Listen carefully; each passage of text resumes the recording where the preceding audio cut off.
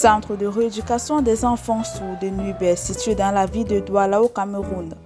À notre arrivée dans cet établissement, allant de la première année maternelle jusqu'à la 7e année Comoyen 2, le sourire prononcé des encadrés de la maternelle et des signes de la main en guise de bonjour se ressent au premier contact visuel.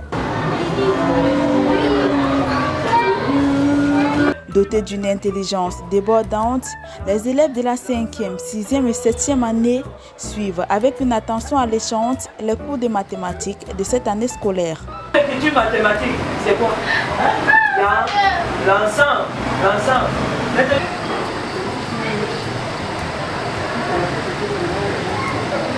Direction l'atelier d'art plastique où les apprenants font des dessins et de la peinture pour traduire leur profondeur d'esprit. Fausto Nicolas fait partie des élèves de ce centre de rééducation, mais plutôt particulier dû à son œil légèrement développé.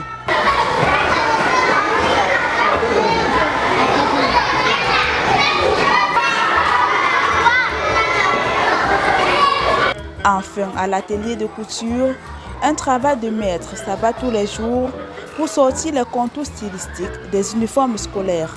Mon nom c'est Saoudé. C'est le père. Saoudé. Le travail est là, je suis l'enseignant d'ici. Avant j'étais élève. Et maintenant, j'ai fini ma formation et ma spécialisation, je suis devenu enseignant dans la couture.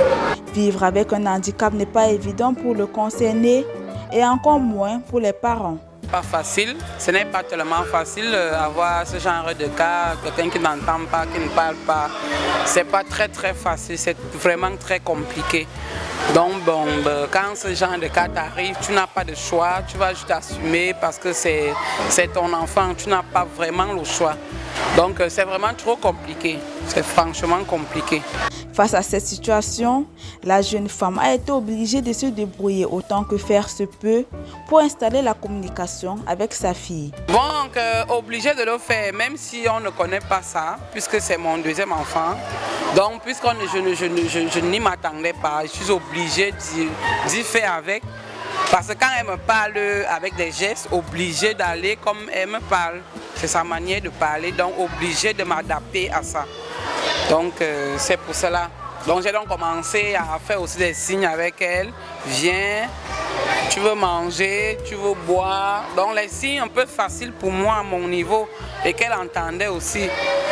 Fondé depuis plusieurs années, le Centre de rééducation des enfants sourds milite pour l'insertion des sourds dans la société camerounaise. Une cause louable, merveilleuse et tout autant parsemée d'embûches.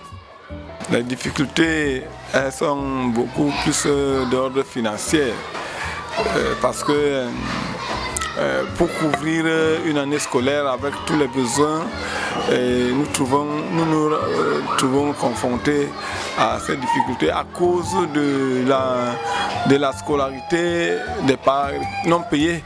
Parce que nous avons pris une option comme œuvre sociale et ne pouvant pas trop bousculer les parents. Ceux-ci, des fois à la fin d'année, n'arrivent pas à solder leur scolarité. Et quand ils n'ont pas soldé la scolarité, ça nous cause beaucoup de problèmes pour achever notre année.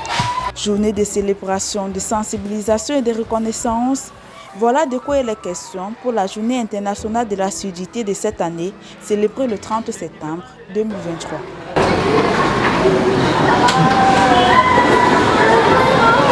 Elles sont politiciennes, chefs d'entreprise, traditionnelles, universitaires, auteurs, artistes. Toutes sont des ailes du pouvoir. Comment en sont-elles arrivées là? De par nos plateformes, on plonge dans leur parcours, enfance, carrière, ambition, combat. Leur inspiration, mais aussi leur peur.